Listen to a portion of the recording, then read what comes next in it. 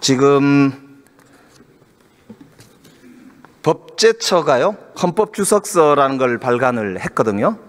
거기에 보면 대통령 직무대행의 범위는 현상 유지 위주로 해야 된다, 새로운 걸 하면 안 된다, 이렇게 되어 있고요. 서울대 총장이자 한국법학교수회 회장인 성낙인 교수 헌법학 책에도 권한대행의 범위 밖에 있는 게 헌법재판소장, 헌법재판관, 대법원장, 대법관 등의 임명이라고 명시되어 있습니다. 이 견해에 대해서 어떻게 생각하십니까? 우리 헌법에는 대통령 권한대행의 권한 범위에 대해서 특별한 규정이 없고 학계나 실무에서는 다양한 견해가 있는 것으로 알고 있습니다. 장관님 견해는 어떠십니까? 저는 여러 견해 중에 여러 가지 상황을 나누어서 설명하는 경우도 있습니다만 권리와 사고는 다르다고 생각을 하고, 그 다음에 이 헌법재판소 구성을 입법, 사법, 행정으로 나누어서 임명하도록 되어 있는데 지금 문제되는 부분은 행정부 몫으로 되어 있는 부분이라서 총리께서 필요성이 있다면 임명할 수 있다고 생각을 하고 그렇게 총리께서 판단하고 결정한 것으로 알고 있습니다. 자, 한덕수 대행이 12월 26일인가요? 담화문 발표한 내용 아시죠? 거기 보면 헌법기관 임명을 포함한 대통령의 중대한 고유권한 행사는 자제하라는 것이 우리 헌법과 법률에 담긴 일관된 정신입니다 라고 한덕수 대행이 본인 입으로 직접 발표한 발표문이에요. 이때와 지금은 대통령께서 권한 정지 상태인 경우하고 완전히 거리된 상태하고 상황이 좀 다른 거 아닌가 생각을 합니다. 지금 법꾸라지의 면모를 지금 정확하게 보여주시는 거거든요. 표현이 좀 과하십니다.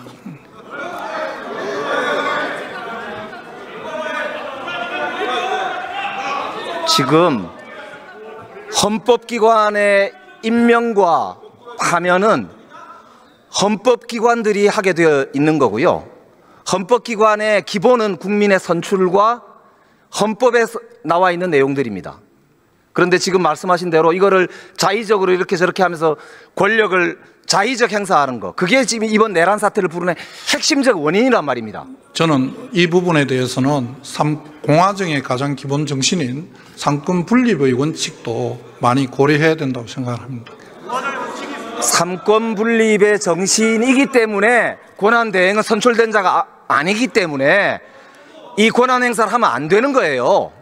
헌법기관의 구성의 원리는 국민으로부터 주권을 위임받은 대통령과 국회 같은 선출된 권력이 하는 거란 말입니다. 어떻게 권한 대행이 그 선출된 권력의 권한을 행사한다 이 말입니까? 그거야말로 제2의 내란이다 이거죠. 명백히 위헌적 지금 행위를 하고 있는 겁니다. 법무부 장관이 이거는 지명을 철회하라고 보고를 하셔야 된다고 봐요. 그게 법무부 장관의 직무적 책임이란 말입니다. 그래서 지금 묻고 있는 거예요. 총리께서 여러 가지 다 고려를 하셨을 것이라고 생각하고 제가 말씀드린 바와 같은 그런 이유로 임명을 하신 게 아닌가 생각을 합니다. 이완규 처장하고 비상계엄 난 다음 날 안가회동 하셨죠? 만났습니다. 예. 거기서 무슨 말씀 하셨었어요? 여러 번 국정조사 과정과 저희들 상임위원회에서 이미 많은 말씀을 드렸습니다. 그건 무슨 말씀 하셨어요? 저희들 그때 다 말씀드린 내용이 그날 아침에 저희들 행안부 그다음에 비서실 다 사의를 표했었고 그런 과정에 식사라도 한번 하자 하는 연락이 와서 식사를 하게 되었고 그 과정에 여러 가지 이야기가 있었지만은 제2계엄 이런 내용은 전혀 없었습니다. 지금 장관께서 내란 공범 아니냐 이런 비판을 많이 받으시죠? 저는 내란 공범이라고 생각해 본 적이 한 번도 없고 내란을 공모한 적도 없습니다. 그렇기 때문에 그런 오해를 벗으시려면 조금 전에 제가 말씀드렸죠. 한덕수 대행이 내란 공범이라는 차원에서 충성하신다라는 말씀을 듣기 싫으시면은 헌재재판관 지명을 당장 철회하라고 보고하시기 바랍니다. 하시겠습니까? 총리께서 여러 가지 고려해서 결정한 것으로 알고 있고 그 결정을 존중합니다. 그 부분이 특히 지금 헌재에 가처분 사건으로 계류 중에 있으니까 제가 옳고 그름을 다 말씀드리기에는 적절하지 않습니다. 자, 오늘 보도를 보니까요. 윤석열, 김건희 부부가 대통령 관저로 갈 때 500만 원 정도의 캣타워, 2천만 원 정도의 흰옥기 욕조가 설치됐었다. 그런데 이사 과정에서 이게 운반이 됐다라고 하는 정황이 나왔거든요. 이게 횡령 아닌가요? 저는 그 내용을 자세히 알지 못합니다. 만약에 그게 사실이라면 횡령 아닐까요? 여러 가지로 좀 따져봐야 할 것 같습니다. 뭘 따지죠? 어떤 경위로 했는지 우선 사실관계를 제가 모르니까 대답을 드리기가 좀 어렵습니다. 자, 그러면 최근에 한 일주일 정도 사이에 관저 가신 적 있나요? 제가요? 네. 저는 직무정지를 당한 상태라서 어디로 가지를 못합니다. 대통령이 지금 그 파면 이후에 사적 만찬을 즐겼다고 나오잖아요. 모르겠다. 알지를 못합니다. 보도 안 보셨습니까? 저는 알지를 못합니다. 그게 만약에 예산으로 사용됐다면 횡령이지요? 그것도 뭐 가정을 전제로 말씀하시는 거라서 제가 대답드리기에 적절하지 않습니다. 이게 유력 정치인의 부인이 사적으로 법인카드를 썼다고 해서 김혜경 씨의 경우에 검찰이 수사를 어마어마하게 했잖아요. 이거 수사해야 되겠죠? 내용을 확인해 봐야 될 것 같습니다. 이게 확인이 되면 수사하시겠죠? 검찰에서 수사 필요성이 있으면 제가 지금 당장 모르겠는 부분이 그런 내용이 검찰이 직접 수사권 범위에 들어가는지를 우선 정확하게 잘 모르겠습니다. 제가 확인해 보겠습니다. 확인하고 필요하면 말씀드리겠습니다. 확인하시겠다고 분명히 말씀하셨습니다. 그 내용을 사실관계를 확인해 보겠습니다. 우선. 그러니까 사실관계가 확인이 되면 수사가 필요하다는 거는 당연히 인정하실 거죠? 수사의 필요성은 사실관계가 우선 뭔지 의원님께서 말씀하신 내용은 지금 언론에 나온 걸 말씀하시는 거 아니겠습니까? 저는 언론 그 보도를 보지를 못했습니다. 그래서 우선 그 내용부터 확인해 보겠습니다. 우리 법무부 장관은 수사 지휘권이 있지 않습니까? 수사 지휘권은 구체적인 사건에 대해서 있습니다.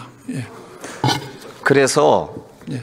내란 우두머리 혐의로 지금 정말 우리 대한민국 역사를 정말 어떻게 표현해야 될까요? 박살을 낸 내란 우두머리 혐의를 받고 있는 분입니다. 이런 분이 이런 횡령을 하는데 법무부 장관이 그렇게 소극적으로 답변하셔야 되겠습니까? 사실 확인해 보겠습니다. 이거 사실 확인되면 바로 수사하시기 바랍니다. 확인하겠습니다. 이하경 국회 부의장 및 동료 의원 여러분, 남양주 국회의원 김병주입니다. 내란 속의 윤석열의 파면으로 서울의 봄이 왔습니다. 하지만 내란은 아직 끝나지 않았습니다. 내란에 직간접적으로 관여했거나 내란에 동조한 사람들이 잇따라 대선 출마를 선언하고 있습니다. 그러나 사과 한마디 하지 않고 있습니다. 내란에 동조한 국민의힘도 마찬가지 국민께 석고 대제해야 하나 사과하지 않고 있습니다. 대선을 공정하게 관리해야 할 한덕수 대통령 권한 대행은 대선 출마설에 휩싸인 모습입니다. 매우 부적절한 행태라는 걸 지적하면서 대정부 질문을 시작하겠습니다. 법무부 장관님 나와주세요.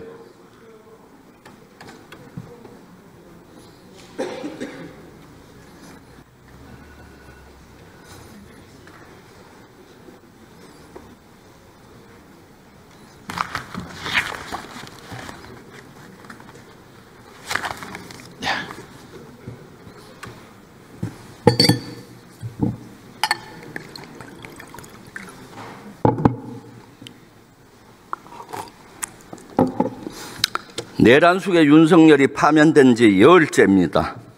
근데 아직도 제대로 된 사과 한마디 하지 않고 있습니다. 이 정도 되면은 사실은 내각이 총사퇴하고 거국 내각을 만들어야 된다고 저는 생각하고 있습니다. 어떻게 생각하십니까? 제가 판단할 내용은 아니라고 생각합니다. 그렇지만은 법무부 장관이나 실제 장관들은 책임이 있다고 봅니다. 윤석열 파면 정부 여기에 대해서 그럼 법무부 장관으로서 사과해야 된다 생각하는데 사과 한번 하십시오.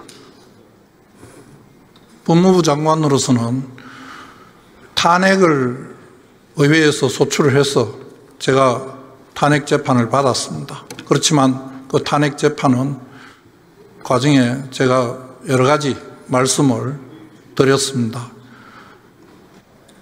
지금 의원님께서 내란을 저보고 말씀하시는데 내란은 아직 재판 중에 있고 제가 내란의 공범이라는 내용은 없습니다. 무슨 사과를 하라고 하시는지 제가 정확하게 모르겠습니다. 윤 정권 대통령이 파면됐으면은 그 강요들은 당연히 정치적 책임을 지고 사과해야 되는 것이죠. 그렇지 않아요? 법적 책임은 나중에 재판정에서 시비를 가리면 되는 것이고 저희들 그 다음날 사의를 표한 바 있습니다. 그리고 의회에서 말씀하실 때에 저희들 대국민 사과를 하라고 하셔서 다 같이 일어나서 사과한 적도 있습니다. 그때는 12.3 내란 직후고 지금은 파면이 됐습니다. 공식적으로. 그럼 다시 사과할 수 있죠. 사과하시겠습니까? 제가 판단할 일은 아닙니다.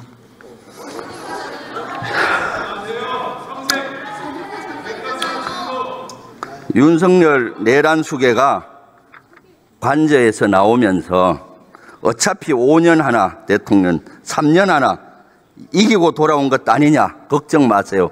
개선 장군처럼 뻔뻔스럽고 비양심적이고 이런 말을 하는데 어떻게 생각하세요? 저는 그 말 듣지 못했습니다. 뉴스 안 봅니까? 예, 요즘 안 봅니다. 그럼 지금 제가 얘기하잖아요. 이런 얘기를 했어요. 나오면서 개선 장군처럼 어차피 5년 하나 3년 하나 대통령 이기고 돌아왔다.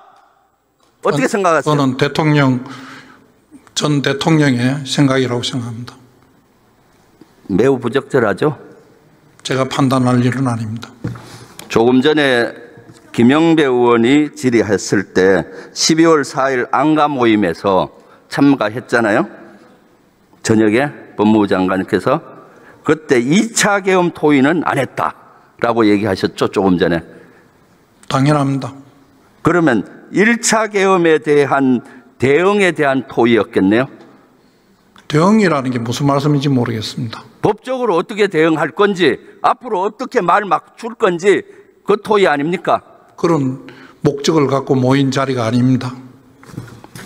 12월 4일 날 온 국민은 2차 비상계엄이 할지 밤을 새우고 있는데 안가에서 저녁을 즐기면서 할 수 있는 게 뭐겠습니까? 저희들 즐기면서 오랜 시간을 밥을 먹고 있었던 게 아닙니다. 법 앞에 모든 국민은 평등하죠? 그래야 한다고 생각합니다. 대통령도 예외는 아니죠?